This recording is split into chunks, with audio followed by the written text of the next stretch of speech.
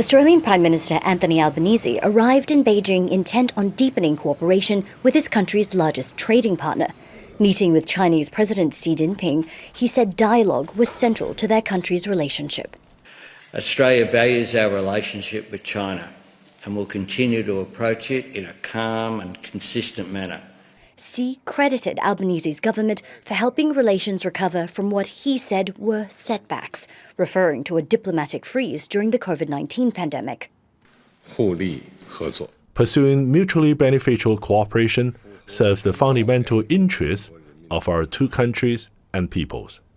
No matter how the international landscape may evolve, we should uphold this overall direction unswervingly.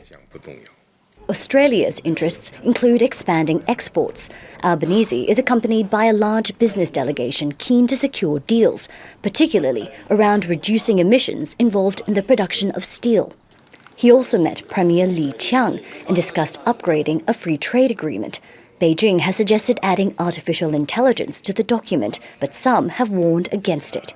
Australia should be very cautious about this because AI, unlike the more traditional sectors and products that are part of the 10-year-old free trade agreement, AI necessarily touches on very sensitive and private data.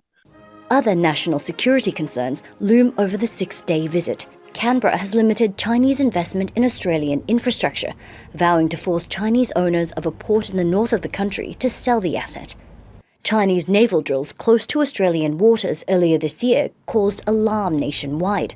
So has the detention in China of Yang Hengjun, an Australian writer charged with spying.